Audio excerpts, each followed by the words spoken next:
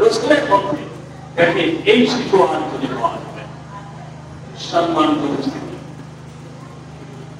তিনি রাখাল ছিলেন, তিনি আদর্শ রাখাল ছিলেন। সকল রাখাল বালকেরা তাকে রাখাল নেতা হিসাবে গ্রহণ করেছিলেন, তার আদর্শ, তার চরিত্র দেখে। আজকে আমাদের দুই চারটি বালক যদি এক জায়গায় বসে কাজ করে, খেলা করে, দিন শেষে তারা মারামারি করে কাঁদতে কাঁদতে বাড়ি যায়। আর রসুলের কাছ থেকে এমন মানবিকতা, এমন আদর্শ তারা পেয়েছে যে রসুলের পিছনে তারা গুনগুন করে ঘুরে বেড়াতো ওই ছাগল রাখা অবস্থায়। সুবহানাল্লাহ। এই ধরনের চরিত্র একজন রাখাল মুহাম্মদ সাল্লাল্লাহু আলাইহি ওয়াসাল্লাম। সম্মানিত উপস্থিতি, এভাবে তিনি কর্মচারী হিসাবে তিনি আদর্শ একজন কর্মচারী ছিলেন। খাদিজার ব্যবসায় তিনি কর্মচারী ছিলেন। খাদিজা তার চারিত্রিক গুণাবলীর পরীক্ষা করার জন্য তার পিছনে সিআইডি লাগাই দিতেন যে যাও পারস্যে বা বিভিন্ন জায়গায় সিরিয়ায় ব্যবসা করতে গেছে, তোমরা পিছনে পিছনে যাও, দেখো মুহাম্মদ সাল্লাল্লাহু আলাইহি ওয়াসাল্লাম কোন টাকা পয়সা আত্মসাৎ করে কিনা। সম্মানিত উপস্থিতি, আমরা যদি কোন দোকানে কর্মচারী রাখি, তো দিন শেষে বাড়ি যদি ইচ্ছা করে না কর্মচারী দেখে, না জানি কোন সময় কি অবস্থায় টাকা পয়সা পাওয়া যায়। অনেকের কাছে এরকম বলতে শোনা যায়, ভাই ব্যবসা করবো তো আসলে শর্ত পাওয়া খুব কঠিন, বলে কিনা? মুহাম্মদ সাল্লাল্লাহু আলাইহি ওয়াসাল্লামের কাছে টাকা পয়সা দিয়ে সিরিয়ায় ব্যবসায় করতে গিয়েছেন, পিছনে সিআইডি লাগাই দিয়েছেন, কিন্তু মুহাম্মদ সাল্লাল্লাহু আলাইহি ওয়াসাল্লাম ব্যবসা বাণিজ্য শেষে খালিদার কাছে যখন অর্থ সামগ্রিক সব কিছু বুঝে দেন এবং ওই যে সিআইডি এসে বলেন যে মুহাম্মদ সাল্লাল্লাহু আলাইহি ওয়াসাল্লাম সততার সাথে, নিষ্ঠার সাথে এমন ভাবে ব্যবসা পরিচালনা করে এসেছে যার মধ্যে লেশমাত্র কোন দুর্নীতি খুঁজে পাওয়া যায়নি। আজকে দেখেন দুর্নীতির দায়ে আমাদের বাংলাদেশ কয়েকবার দুর্নীতিতে বিশ্বে চ্যাম্পিয়ন হয়েছে। এদেশে কি শিক্ষিত লোকের অভাব আছে? ধনী লোকের অভাব আছে? কারাই দুর্নীতি করেছে? মাঠে যারা জল দেয় তারাই কি দুর্নীতি করে? মাঠে যারা ধান চাষ করে তারাই কি দুর্নীতি করে? দুর্নীতি করেছে এদেশের সর্বোচ্চ শিক্ষিত লোকেরা, যারা দুর্নীতি করে দেশটাকে তলাবিহীন ঝুড়ি বানিয়ে দিয়েছে।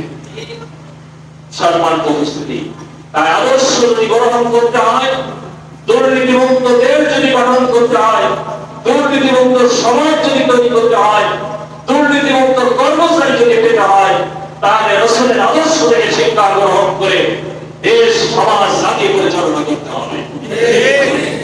সম্মানিত উপস্থিতি, এভাবে রসুলের আদর্শ নেই পর্যায়ে যায়। তিনি তার বয়স যখন 17 বছর, সমাজের বিবদমান পরিস্থিতি দেখে তার ওই শিশু মন, তার কিশোর মন কেড়ে ওঠে।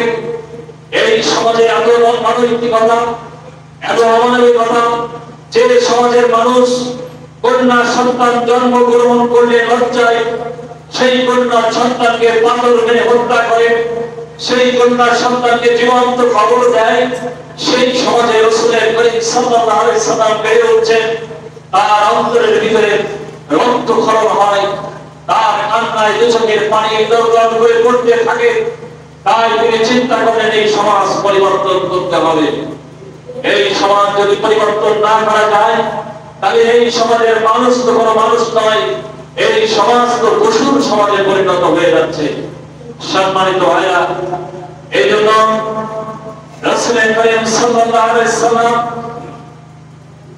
সেই সমাজে তার বয়সী কিশোর, তার বয়সী মানুষদেরকে নিয়ে, ছেলেদেরকে নিয়ে তিনি একটা সংগঠন করেছিলেন। সেই সংগঠনের নাম কি ছিল? এরপর হুজুরের ইতিহাস আপনারা জানেন। তিনি 17 বছর থেকে 40 বছর অক্লান্ত পরিশ্রম করেছিলেন সমাজের মানুষকে ভালো করার জন্য, সমাজ থেকে অন্যায়, দুর্নীতি, দুর্দশা দূর করার জন্য, সমাজ থেকে ওই অশ্লীলতা দূর করার জন্য, সমাজ থেকে অমানবিকতা দূর করার জন্য 23টি বছর তিনি অক্লান্ত পরিশ্রম করে একজন মানুষকে তিনি ভালো করতে পেরেছেন, ইতিহাসের কোন জায়গায় লেখা নেই। আছে? একজন অমর তৈরি করতে পেরেছিলেন, লেখা নেই। একজন আবু বকর হয়েছিল, লেখা নেই। কোন জায়গায় লেখা নেই যে তিনি একজন মানুষ সুন্দর চরিত্রের করতে পেরেছিলেন। কিন্তু তার উদ্দেশ্য, লক্ষ্য, তার যে ব্যবস্থাপনা কোনটাই কিন্তু খারাপ ছিল না। তার কথা ছিল নিজে অন্যায় করবো না। ওই যুবকরা তার হাতে হাত রেখে শপথ করেছিল যে আমরা অন্যায় করবো না, অন্যায় করতে দেব না, আমরা দুর্নীতি করবো না, দুর্নীতি করতে দেব না, আমরা অসৎ কাজ করবো না, অন্যকে অসৎ কাজ থেকে ফিরিয়ে রাখবো। এইভাবে তারা শপথ গ্রহণ করে সমাজে কাজ করা শুরু করলেন। যাদের নিয়ে শুরু করলেন তারাও ভালো হতে পারত না। কারণটা কোথায়?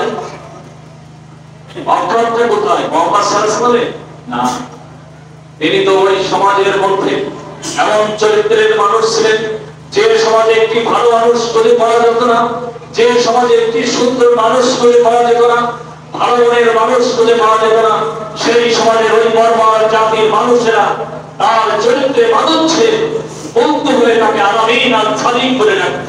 সুবহানাল্লাহ। তাহলে সেই মানুষগুলোকে তারা সুন্দর করতে সে পারত না। সম্মানিত উপস্থিতি, এই মানুষটি তখন আল্লাহর কাছে, সৃষ্টিকর্তার কাছে ধর্ণা দেওয়া শুরু করলেন। ওই হেরা গুহার কঠিন গিরি গুহায় সেখানে বসে বসে রাতের পর রাত, দিনের পর দিন সেখানে বসে তিনি গবেষণা ধ্যান করতে শুরু করলেন। এক পর্যায়ে আল্লাহ রাব্বুল আলামিন তার কাছে কোরআনের আয়াত নাযিল করলেন। বিসমিল্লাহির রহমানির রহিম, ইকরা বিইসমি রাব্বিকাল্লাযী খালাক। এভাবে